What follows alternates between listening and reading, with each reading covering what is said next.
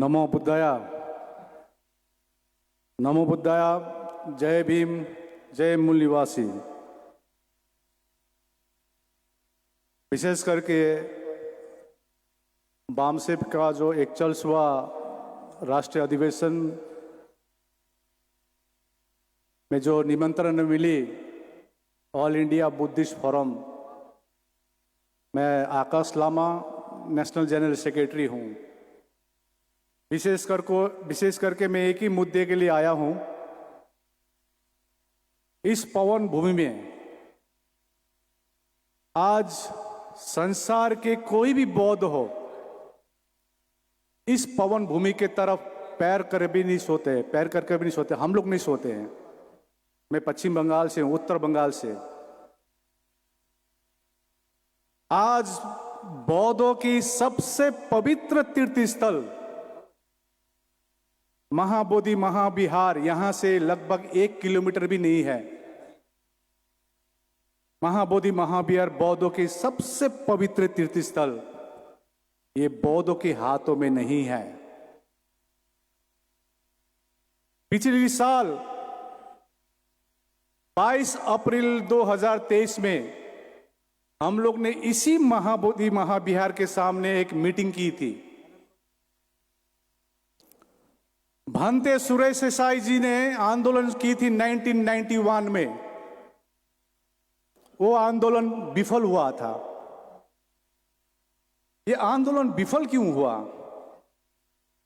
1891 में 1891 में अनागरिक धम्मपाल जी श्रीलंका से आए थे महाबोधि महाविहार पर उद्धार करने।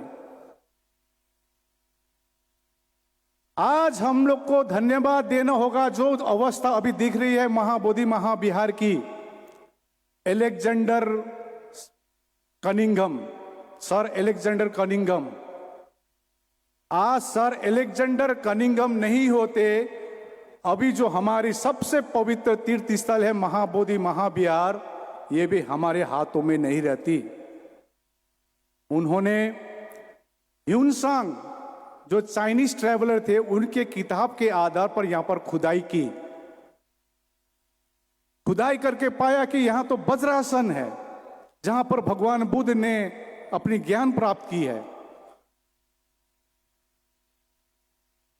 यहां तो जो विहारें दबी हुई थी, जीर्ण अवस्था में थी।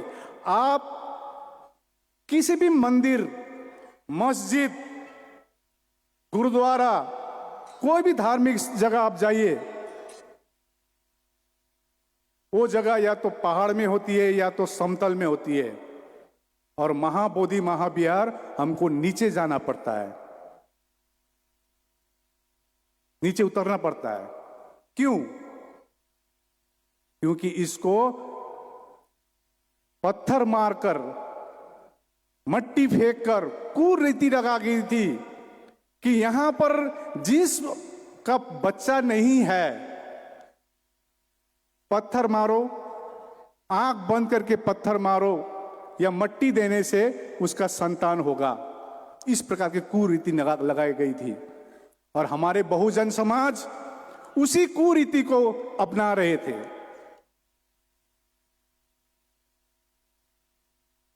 तो अनागरिक धर्मपाल जी जब आए, सर एलेक्जेंडर कनिंघम ने पत्र लिखी, तो यह जीर्ण अवस्था में देखकर रोने लगे। 27 साल की उम्र में आए, 27 इयर्स,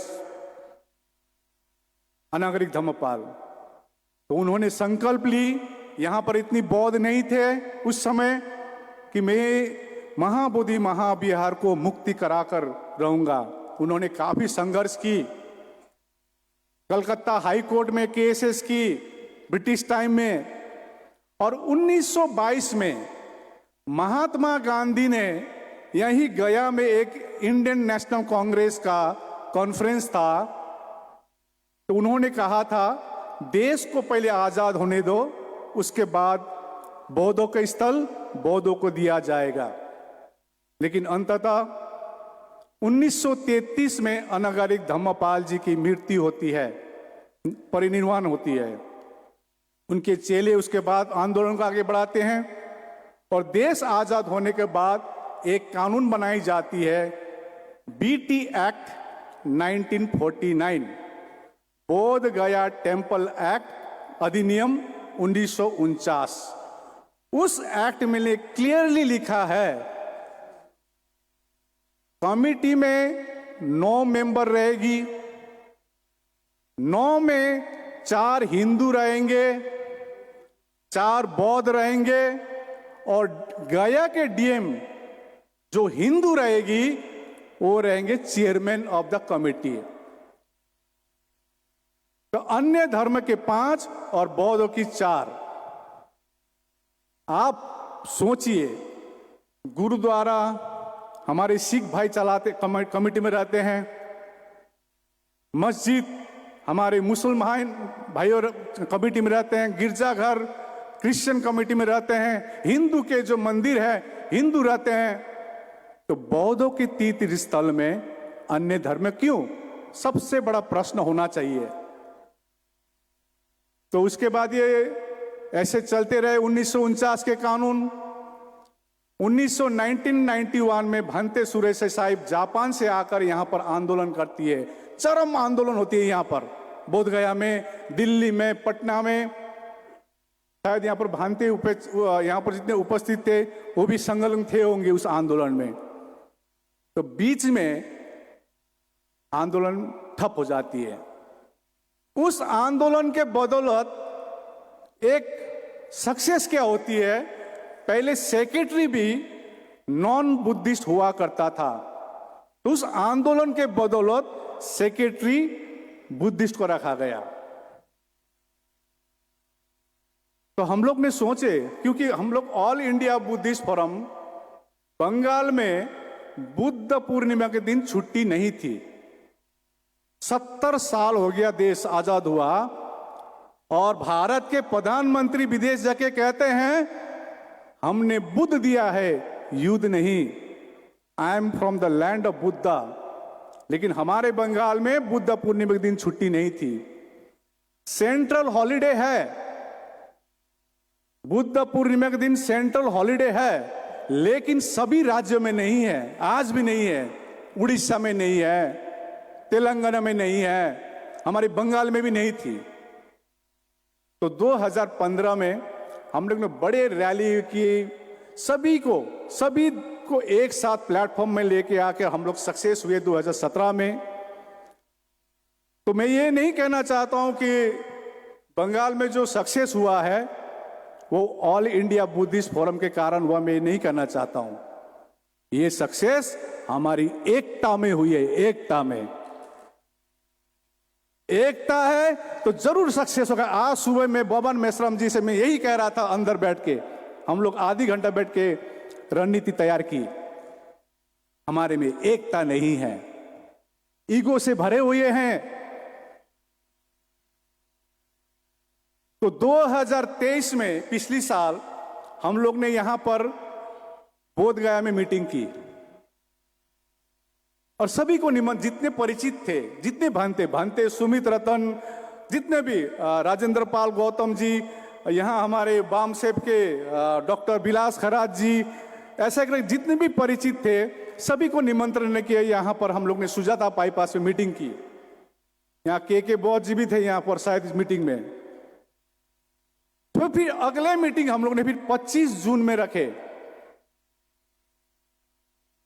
तो हम लोग ने देखे उसमें नेशनल माइनॉरिटी कमीशन के हमारे बुद्धिस्ट मेंबर रिंचेन लामू को बुलाए।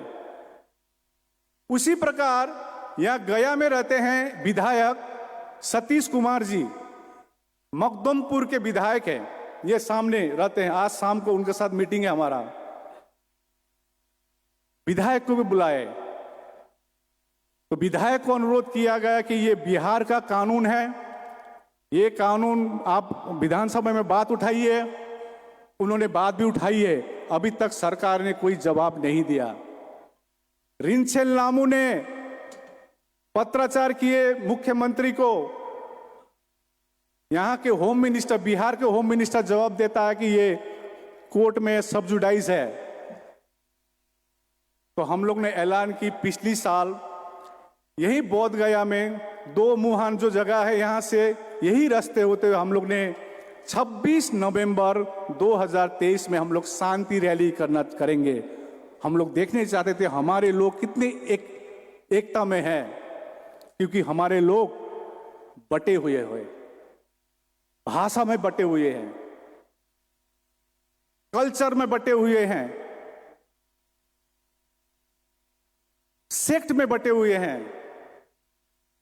मैं हिनायाना हूं, मैं थेरावादी हूं, मैं महायाना हूं, मैं वज्रयाना हूं, इसमें बटे हुए हैं। और तो और हमारे लोग पॉलिटिकल भी बटे हुए हैं, राजनीतिक भी बटे हुए हैं।